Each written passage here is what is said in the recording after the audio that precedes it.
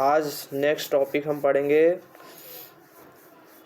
An overview of causes, prevention, prevalence and demographic profile of disability national और global level पे, यानी कि disability के क्या कारण है, उसको कैसे बचाव किया जाए, उसका प्रेवलेंस क्या है, डेमोग्राफी प्रोफाइल क्या होता है नेशनल लेवल पे और इंटरनेशनल लेवल पे। ठीक है। अब कॉजेज ऑफ डिसेबिलिटी, क्या क्या कारण हो सकते हैं डिसेबिलिटी होने के। तो पहला है प्री नेटल एज होता है, जो 0 से लेकर के 9 मंथ के बीच होता है, जिसमें कौन कौन से कारण हो सकते हैं। टेराटोजेंस है, क्या होता है ये एजेंट्स होते हैं जो causing a defect in developing embryo और फेटस को डिफेक्ट करते हैं, यानी नुकसान पहुंचाते हैं, मतलब बढ़ने नहीं देते हैं। ठीक है। एम्ब्रायो या फेटस को डेवलप यानी आगे विकास नहीं होने देते हैं। ठीक है। जिसमें कौन कौन से कारण हो सकते हैं। इन्फेक्शंस हो सकता है, किसी इन्फेक्शंस के कारण हो सकता है। रेडिएशंस हो सकता है। मैटरनल न्यूट्रिशंस हो सकता है, जैसे माँ जो है अच्छे से न्यूट्रिशंस नहीं ले रही है तो उसका कारण होता है। मैटरनल स्ट्रेस, अगर बेबी होने वाला है तो स्ट्रेस अगर है, माँ अगर ज़्यादा स्ट्रेस ले रही है तो उसका कारण भी हो सकता है। लो बर्थ वेट भी हो सकता है। क्रोमोसोमल डिसऑर्डर भी हो सकता है। एनवायरमेंटल इन्फ्लुएंसेस भी हो सकता है। हो सकता है कि 2 महीने किसी और स्थान पे ठंडे जगह पे थे, तो फिर 2 महीने बाद गर्म स्थान पे चले गए, फिर 2 महीने किसी और स्थान में ट्रैवल कर रहे हैं, तो उस स्थिति में क्या होता है कि एनवायरनमेंट जो है चेंज होता रहता है, तो उसका भी इन्फ्लुएंस हो सकता है। और साथ ही developmental disorder of brain formation. ठीक है। ये कारण हो सकते हैं किस एज में, तो प्रीनेटल स्टेज में हो सकता है। अब सेकंड है पेरीनेटल स्टेज में क्या क्या कारण हो सकता है डिसेबिलिटी होने का। तो अनोक्सिया और अफेक्सिया ये हो सकता है। प्रीमेच्योरिटी क्या का एज लिमिट क्या होता है, तो प्रायर टू 37 वीक, यानी 37 सप्ताह के बीच में। ठीक है। जब कंज्यूम करते हैं तब से। लो बर्थ वेट हो सकता है, कितना वेट, लो बर्थ वेट में कितना, तो अंडर 5.5 पाउंड से कम वेट है तो वो लो बर्थ वेट के अंदर आ जाए। हैमरेज, ब्रेन हैमरेज हो सकता है। सीजर्स हो सकता है। रिस्पिरेटरी डिस्ट्रेस सिंड्रोम्स हो सकता है, या किसी को जॉन्डिस हो गया है तो ये भी हो सकता है। रिसस इनकम्पैटिबिलिटी यानी RH फैक्टर, ये भी एक प्रमुख कारण है। अब बर्थ प्रॉब्लम्स में 3 तरह से, मल्टीपल बर्थ भी हो सकता है। ठीक है, मतलब जुड़वा बच्चे हो सकते हैं, ये भी कारण हो सकता है। अब नॉर्मल प्रेजेंटेशन भी हो सकता है। और प्रोलैप्स्ड अनबायलिकल कॉर्ड भी हो सकता है। प्रोलैप्स्ड अनबायलिकल कॉर्ड्स भी हो सकता है। ठीक है। अब नेक्स्ट है पोस्टनेटल कॉजेज, कौन कौन से कारण कौन कौन से। तो क्वालिटी ऑफ अटैचमेंट, क्वालिटी कैसी है बच्चे की, मतलब कि क्या बच्चा स्वस्थ है नहीं है। इलनेस या मेडिसिन्स चल रही है, कि अगर कोई बीमारी अगर उसको हुए तो कौन सी मेडिसिन चल रही है। ठीक है। ये सारी चीज़ों का, जैसे इंसेफेलाइटिस हो गया, मेनिंजाइटिस हो गया, मेल न्यूट्रिशंस हो गया, या कहीं ब्रेन इंजरीज तो नहीं हो गई, या पॉइजनिंग में लीड पॉइजनिंग और मरकरी पॉइजनिंग, ये भी पोस्टनेटल, यानी जब बच्चा पैदा हो जाता है तो क्या जब हम स्क्रीनिंग करते हैं तो क्या इनमें से किसी चीज़ का प्रभाव बच्चे के ऊपर है या नहीं है। तो अगर है तो फिर कुछ ना कुछ परेशानी हो सकती है, डिसेबिलिटी के कारण बन सकते हैं आगे जा कर के। जेनेटिक डिसऑर्डर्स भी है एक कारण, जिसमें blindness, hearing impairment, physical disability, mental impairment और क्रोनिक एंड फैमिलियर डिजीज़ जैसे कि डिमेंशिया होता है। डायबिटीज़ हो गया, डायबिटिक पेशेंट है जिसके माता पिता डायबिटिक पेशेंट्स है तो जाहिर सी बात है जेनेटिक्स के कारण जीन्स जो है कन्वर्ट होते हैं, तो उसके बच्चे को भी डायबिटिक प्रॉब्लम्स हो सकती हैं, which can lead to various disabilities इसके साथ साथ होती है। डाउन सिंड्रोम कब होता है? ट्राइसोमी 21, यानी क्रोमोसोम्स जो होते हैं हमारे 22 क्रोमोसोम्स, 22 क्रोमोसोम्स होते हैं हमारे शरीर में, ठीक है।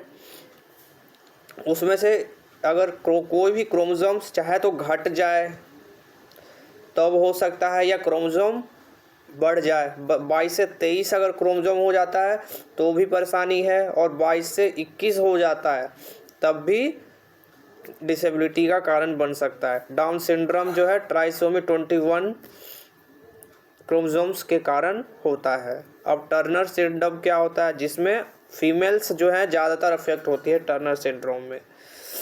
इसमें क्या होता है? एक्स क्रोमोसोम्स जो है इनकम्प्लीट पाया जाता है और शॉर्ट स्टेचर होता है। वेब्ड नेक्ड होंगे इनके, यानी गर्दन छोटी होगी, झुकी एकदम छोटी सी होगी। लो हेयरलाइन इन बैक, पीछे बैक साइड जो है छोटी बाल होंगे, कम बाल होते हैं। स्केलेटल डेफॉर्मिटीज़ भी हो सकती है। और भी कारण हो सकते हैं, जैसे fetal alcohol syndrome, head injuries हो सकती हैं, पॉवर्टी हो सकता है, लैंग्वेज प्रॉब्लम्स हो सकता है, या एनवायरनमेंट प्रॉब्लम्स भी हो सकता है। ये सारे कारण हैं, कॉजेज़ हैं डिसेबिलिटी होने के। अब इसका बचाव हम कैसे करें, प्रिवेंशंस कैसे कर सकते हैं डिसेबिलिटी, ठीक है। तो strong system of perinatal assessments, serial ultrasound और बायोकेमिकल और ब्लड टेस्ट के द्वारा, असेसमेंट के द्वारा, स्क्रीनिंग के द्वारा, अल्ट्रासाउंड के द्वारा या बायोकेमिकल या ब्लड टेस्ट के द्वारा हम पता लगा सकते हैं कि किसको क्या परेशानी है, ठीक है। फिर उसके अनुसार प्रिवेंशन या उसका बचाव जो है कर सकते हैं। जैसे मैटरनल सीरम असेसमेंट होता है कि माँ जो है कैसे है, स्वस्थ है, कोई परेशानी तो नहीं है, कोई बीमारी तो नहीं है, ठीक है, कोई इन्फेक्शंस तो नहीं है। ये सब चीज़ों का ध्यान असेसमेंट में देखा जाए, ब्लड टेस्ट के द्वारा पता लगाया जाता है। एमनाइटिक फ्लूइड एग्जामिनेशन किया जाता है। इन्फेक्शंस में MMR यानी मीजल्स, मम्स और रूबेला, ये 3 बीमारियां हैं, डिजीज़ हैं, इसका टेस्ट किया जाता है, ठीक है। आयरन सप्लीमेंट्स को भी देखा जाता है कि कहीं आयरन की कमी तो नहीं हो रही है। और starts from genetic assessment of aspiring couples, और ये स्टार्ट असेसमेंट कहाँ से करते हैं? कपल्स की जेनेटिक असेसमेंट किया जाता है, ठीक है। फॉलिक एसिड सप्लीमेंट्स, अगर किसी को फॉलिक एसिड की कमी है या ज़्यादा हो गया है फॉलिक एसिड सप्लीमेंट्स की, अगर या फिर फॉलिक एसिड सप्लीमेंट्स की ज़रूरत है, ठीक है, तब उस स्थिति में देखा जाता है। जैसे मैटरनल अल्ट्रासाउंड किया जाएगा कि पता लगाया जाएगा कि फॉलिक एसिड अधिक मात्रा में है, ये सप्लीमेंट जो है शरीर में फॉलिक एसिड, माँ के जो बॉडी है उसमें फॉलिक एसिड अधिक है या फॉलिक एसिड की मात्रा कम है, ये मैटरनल अल्ट्रासाउंड से पता चलता है। न्यूट्रिशनल सपोर्ट्स भी प्रोवाइड कराया जाता है, और intra uterine surgeries to correct deformities, ये IUS जो है इंट्रा यूटिनरी सर्जरीज क्या करती है? ये डिफॉर्मिटीज़ को करेक्ट करने का काम करती है। अगर कुछ मिस्टेक्स हुई हैं, ठीक है, अगर कुछ कॉम्प्लिकेशंस आ रही हैं तो इसकी सहायता से उसे कम करने की या वहीं पर रोकने की कोशिश कर सकता है, ठीक है। अब new born screening is most important, जब बेबी पहली बार जब आता है तो उसकी स्क्रीनिंग करना सबसे, या डायग्नोस करना जो है सबसे प्रमुख चीज़ें हैं या सबसे प्राथमिक चीज़ें हैं, ठीक है। सबसे पहले जब बच्चा जन्म लेता है तो उसकी स्क्रीनिंग कराना अति आवश्यक है। न्यू बॉर्न स्क्रीनिंग, डायग्नोस करना उसको, और साथ में अगर उसको कोई ट्रीटमेंट की आवश्यकता है तो ट्रीटमेंट जितनी जल्दी पॉसिबल हो सके वो ट्रीटमेंट प्रोवाइड कराना ये बहुत ही आवश्यक है प्रिवेंशन के लिए, उसके बचाव के लिए। अगर न्यूबॉर्न बेबी कोई हुआ है, स्क्रीनिंग हमने किया उसका, ठीक है, स्क्रीनिंग में पता चला कि हाँ बच्चे को पोलियो है या फिर कोई और डिजीज़ मान लो है, ठीक है, डायग्नोज हो गया, पता चल गया कि हाँ पोलियो है, ठीक है, या जॉन्डिस है पता चल गया, तब उसका जल्द से जल्द जितना जल्दी पॉसिबल हो सके उसका ट्रीटमेंट भी स्टार्ट कर देना चाहिए, ठीक है।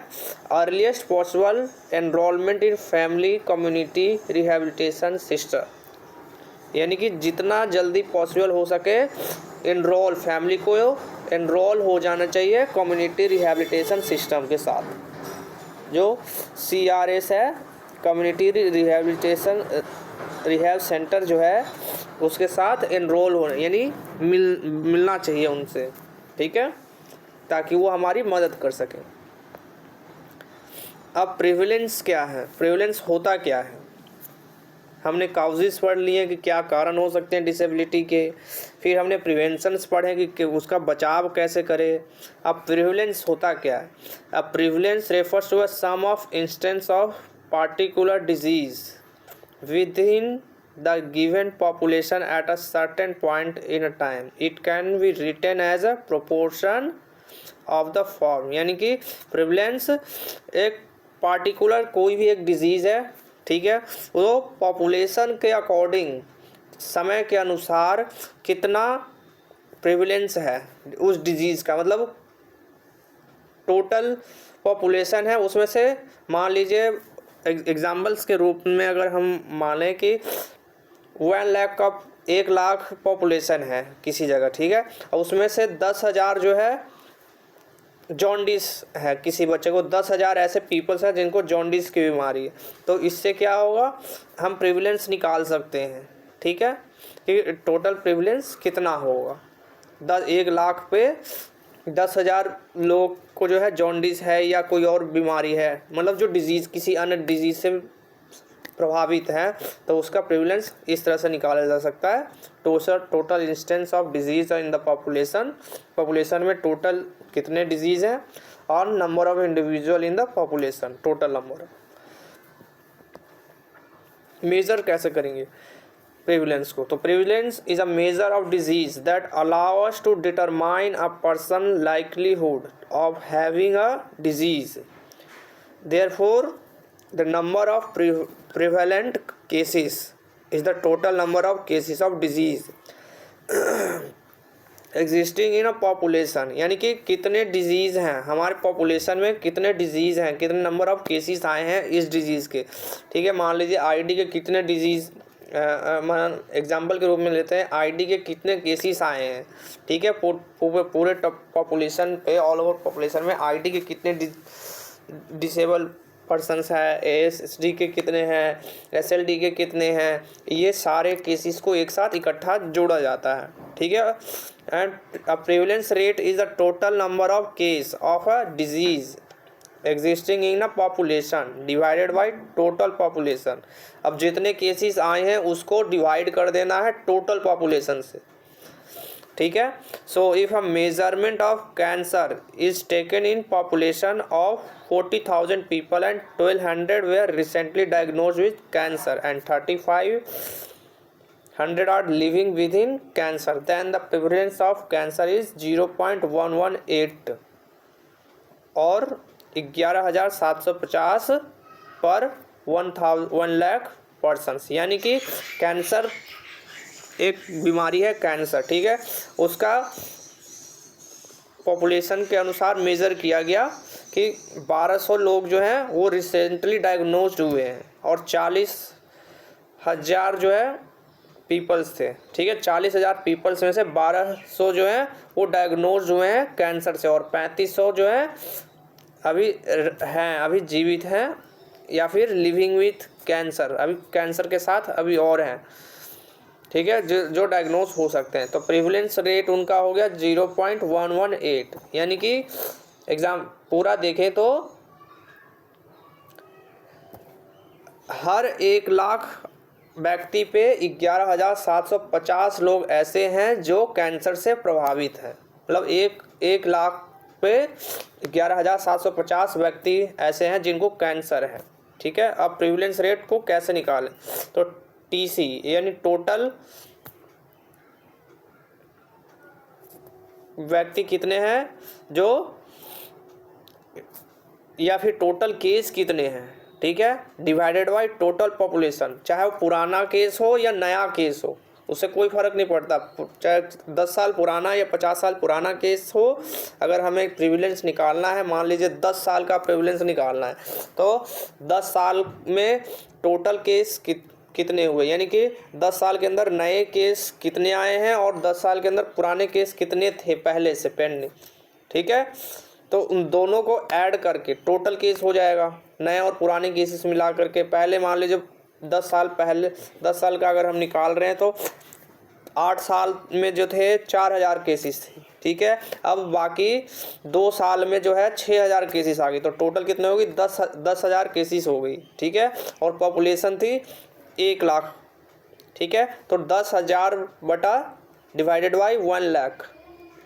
ठीक है, तो प्रिविलेंस निकल जाएगा इंटू 100 और मल्टीप्लाई बाई 100, तो प्रिविलेंस निकल जाएगा उसके अनुसार। अब इंसिडेंस क्या होता है, ये क्या करता है, तो मेजर करता है disease that allowed to determine a person probability of being diagnosed with disease during a given period of time. यानी कि कितनी प्रोबेबिलिटी है डायग्नोज होने का, किसी भी डिजीज़ का कितना प्रोबेबिलिटी है, कितना चांस है कि वो डायग्नोज हो जाएगा डिजीज़ एक समय के अनुसार। सब एक पीरियड होता है किसी भी डिजीज़ को डायग्नोज होने में। जैसे मान लीजिए कि किसी एक डिजीज़ को, जैसे कैंसर ही था, तो उसको पता या डायग्नोज होने में 6 साल लग गए, या नॉर्मल ये 1 साल या 6 महीने के अंदर पता चल जाता कि हाँ इस व्यक्ति को कैंसर की बीमारी है। ठीक है, अब उसी को यह देखता है। ठीक है, इंसिडेंस उसी के बारे में पता करता है कि कितना परसेंट चांस है, कि 80% चांस है कि ये व्यक्ति जो है कैंसर से प्रभावित है या नहीं, या कोई और डिजीज़ से प्रभावित है कि नहीं। Therefore incidence is a number of newly diagnosed cases of a disease, and incidence rate is the number of new case of disease divided by the number of person at risk for the disease। यानी कि incidence क्या है, नए new cases जितनी भी आई हैं, मतलब नए केसेस होने की प्रोबेबिलिटी कितनी है, डायग्नोज होने की प्रोबेबिलिटी कितनी है ये, और साथ ही मान लीजिए 1000 नई केसेस आ गई। ठीक है, और एट रिस्क पे कितने हैं, मतलब और चांसेस कितनी है, मान लो 100 और आ गए, जो 100 ऐसे व्यक्ति हैं जो एट रिस्क पे हैं, मतलब उनको बहुत ज़्यादा खतरा है। ठीक है, वैसे लोग, if over the course of any 1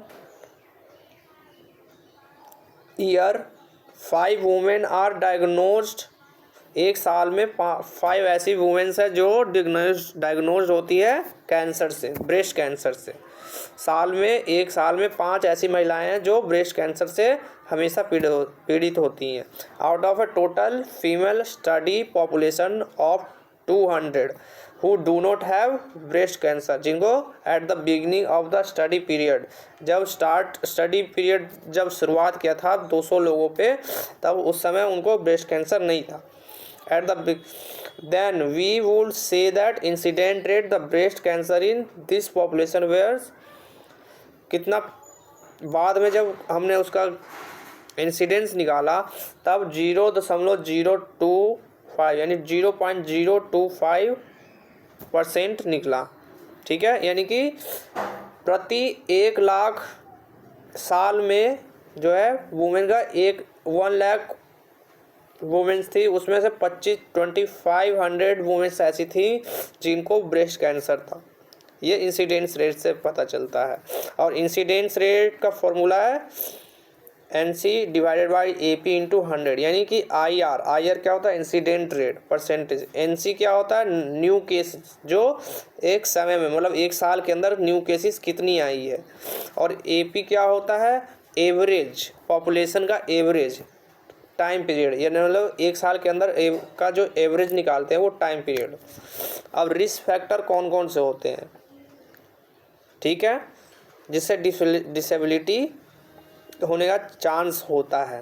तो एक तो एजुकेशन, ठीक है, लोग एजुकेशन जिनको एजुकेशन प्राप्त नहीं है या फिर जो एजुकेटेड नहीं है, अनएजुकेटेड लोग हैं, तो इन चीज़ों के बारे में उनको पता नहीं है होता है कि होता क्या है डिसेबिलिटी, क्या कारण है, उसका क्या बचाव, कैसे बचाव करें, कोई भी बीमारी है तो उसको कैसे कहाँ ले जाना है, किस तरह से उसका देखभाल करना है।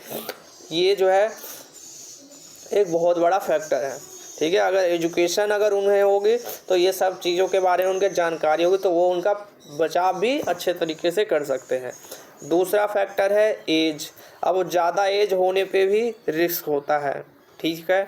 अब इकोनॉमिक स्टेटस, फैमिली का इकोनॉमिक स्टेटस क्या है या हमारे देश का इकोनॉमिक स्टेटस क्या है, ये इस पर भी निर्भर करता है। हमारा कल्चर कैसा है, हमारा रिलीजन्स कौन से हैं, ठीक है, ये भी एक फैक्टर है। एनवायरमेंटल फैक्टर तो है ही। लाइफस्टाइल, आजकल की लाइफस्टाइल और पहले की लाइफस्टाइल में बहुत अंतर हो गया।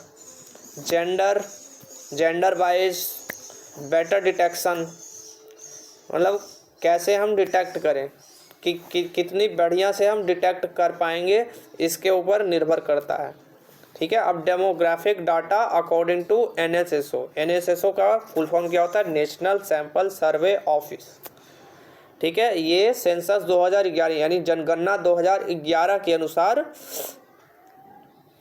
एनएसएसओ ने जो जनगणना 2011 हुई थी उसमें एनएसएसओ ने क्या किया था, सर्वे किया था, ठीक है। ये एक सर्वे करती है, डिसेबिलिटी के ऊपर सर्वे किया गया कि 2011 तक जो है कितने पर्सन्स जो थे या मेल फीमेल या टोटल पॉपुलेशन में कितने पर्सन हैं जो डिसेबल है। तो अमंग द डिसेबल्ड पॉपुलेशन 56% यानी 1.5 करोड़ आर मेल्स जो हैं वो डिसेबल्स हैं और 44% यानी 1.18 करोड़ जो है फीमेल्स जो डिसेबल्ड है according to 2011 census. In the total population, the male and female population are 51% and 49% respectively, यानी 51% जो है वो मेल पर्सन है डिसेबल और 49% जो है वो फीमेल पॉपुलेशन है टोटल जनगणना के अनुसार। Majority 69% of disabled population resided in the rural area, यानी ग्रामीण एरिया में है ज़्यादातर। 69% जो लोग हैं टोटल में से वो रूरल एरियाज़ में जो है डिसेबल है, जिसमें 1.186 crore disable person in rural area and 0.81 crore in urban area, यानी शहरी क्षेत्र में जो है 0.81 करोड़ जो है वो डिसेबल है, जबकि रूरल यानी ग्रामीण क्षेत्र में 1.86 करोड़ डिसेबल पर्सनस हैं। In case of total population also, इनके अगर टोटल पॉपुलेशन की देखा जाए तो 69% जो है रूरल एरिया में, वाइल द रिमेनिंग 31% जो बच गए वो अर्बन एरिया में डिसेबल पर्सनस हैं। अब ड्यूरिंग 2001 एंड 2011 मतलब 2001 और 2011 के बीच कितनी संख्या बढ़ी है दोनों में, तो वाज ऑब्जर्व नंबर इंक्रीज 2001 से 2011 के बीच जो है, जब 10 सालों में डिसेबिलिटी का जो परसेंटेज है वो इंक्रीज हुआ है और increase in the number of disable person was observe both in rural और अर्बन, यानी कि शहरी क्षेत्र और ग्रामीण क्षेत्र दोनों में जो है मेल और फीमेल की संख्या बढ़ी है डिसेबिलिटी की। Next point, the percentage of disabled to the total population is increased in 2.13% in 2001 में जो है डिसेबिलिटी या डिसेबल्ड पर्सन्स का जो परसेंटेज था 2.13% था, जो कि 2011 का जो जनगणना हुआ या सेंसस हुआ उसमें पता चला कि 2.21% यानी 2.21% जो है बढ़ गया है। यानी कितने परसेंट की वृद्धि हुई है, तो 8%, 0.08% जो है बढ़ गया है। पहले के मुकाबले। 2001 में 2.13% था, जो कि 2011 में 2.21% हो गया। अब रूरल एरिया में देखते हैं कितना बढ़ा है। तो रूरल एरिया में increase was from 2.21% in rural area में जो था 2.21% 2001 में था, जो कि बढ़कर के 2011 में क्या हुआ 2.24, यानी कि 0.03% बढ़ गया रूरल एरिया में। ठीक है, according to census 2011, whereas in urban area it increased from 1.93%। Urban area में 1.93% था 2001 की जनगणना के अनुसार, जो कि 2011 की जनगणना के अनुसार 2.17% रह गया ड्यूरिंग दिस पीरियड। ठीक है, यानी 2011 के अनुसार 2.17% डिसेबल पर्सन्स हैं। The same trade was observe among mails and females during this period. Same trend चला मेल और फीमेल्स का इस समय। ठीक है, thank you very much for watching with this video. अगर इस वीडियो अच्छा लगा हो, टॉपिक्स अच्छा लगा हो, अगर कुछ समझ में ना आया हो तो प्लीज़ कमेंट करें और साथ में लाइक और शेयर ज़रूर करें। Thank you very much.